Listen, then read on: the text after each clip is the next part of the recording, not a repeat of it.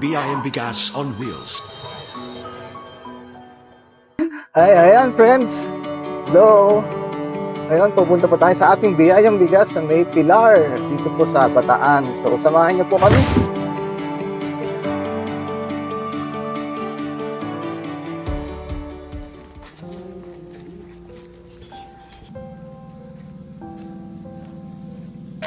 Hi friends, welcome to our Biyayang Bigas, no? Isang episode na naman po na kung saan po tayo mamimigay ng mga biyaya sa ating mga kapatid na medyo kapuspalad. So, itong araw na to napakaganda, no? Kasi nandito po tayo ngayon sa May Bataan, dito sa Bayan ng Pilar, tama po ba?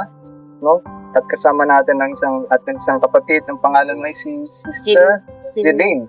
Ito po makikita natin sa paligid, no? Ng mga friends, talagang dito may mga palaisdaan dito. Trabaho. Ngayon po wala. Wala. So meron ba yung asawa ka? Opo. Nasaan ang yung asawa? Ayun. Nandoon daw. Nandoon, nangingisda. No? Nangingisda. So dito ka na talaga lumaki. Yung mga magulang mo nandito din.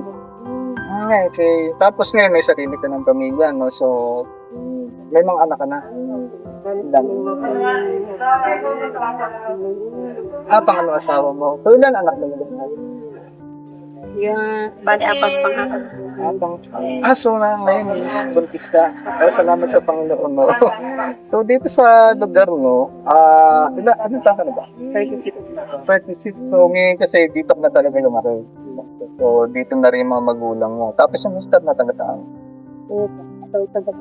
Taga? Saan mo? Balanga.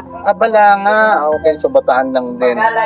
So, ito na talaga yung naging pangkabuhayan yun. Yung siya, yung pangisda talaga, no? Ang pangisda, di ba, parang minsan may season na talaga na yun, ano po? Magkano yung iba yung pakano? Depende po pag may nahuli po. Minsan po pag walang may araw po na kasi isang laki, minsan pinabukasan po wala. Talagang hirap din ang buhay, ano? Yung mga anak mo na mga may edad, nakapag-aral pa sila? Nag-aaral po lang. Nakapag-aral naman. Ilang taon na ba sila? Po, 8 tsaka 11. Okay, may Kalipas 11, 8. ako. So, ibig sabihin, mga nasa elementary, high school, ano? Sa elementary pa sila? So, medyo mga haba-haba pa. Ito yung tahanan niyo po, no? Mamaya papakita po natin yung tahanan ni Sister Jeline. Talaga ng mga ano, ang nakakatakot lang dito pag yung baha ba, kayo inabot kayo dito ng baha. Talagang tumataas pag high tide. Maabot sa looban ng bahay niya. Paano pag maabot na sa loob? Malas po kami dyan. Ang inaangat yun. Saan kayo namilikas? Doon sa ano? Ito sa namin. Sa nanay nga. Bakit? Meron diyang basketball, di ba? Hindi nabahagi niya, naabot din. Hindi na naman. Hindi na. So, ito talaga yung lugar natin. Mga sisip.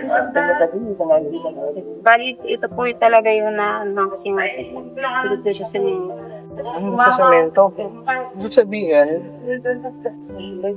dito lang po yan.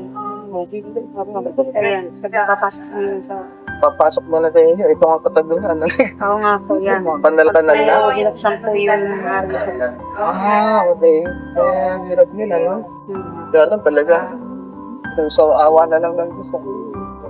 Ginagdagdag naman natin. Tayo nakapagdagan naman. Kasi hindi naman. So, sa atin, talaga magpatuloy na tayo sa pagdarasal sa Panginoon. Someday, maging maayos na yun lahat. Sister Jeline, ibibigay kami sa inyo ng biyayang bigas. Ito po ay galing sa Panginoon sa pamagitan ng Friends of the Divine Mercy. May pinamimigay ng bigas. Ayan, ito po yung isang bigas. Ayan po. Ayan. Ayan, no? Ayan, Sister Jeline, no? Ito po ay handog ng Friends of the Divine Mercy sa inyo. Ayan. Pwede niyo po siyang sabit. Pwede niyo rin po siya patong. Ito po yung nakapagdasal ba kayo ng ano? Ano yung mga chaplet? Nag-rosaryo kayo. So, nandito rin naman yung guide kung paano magdasal ng chaplet. Bibigay din po namin sa dito. Salamat sa Panginoon. Nabigay niyo sa amin. So friends, salamat po sa pagsubaybay at saka pagsama po sa amin dito sa Lintilan. Para sa mga nais tumulong sa Biyayang Bigas, maaari kayong mag-donate sa GCash number na makikita sa screen o mag-message sa aming Facebook page, Friends of the Divine Mercy. Anumang halaga, malaki man o maliit, ay lubos naming pinasasalamatan at nagbibigay ng pag-asa sa mga nangangailangan.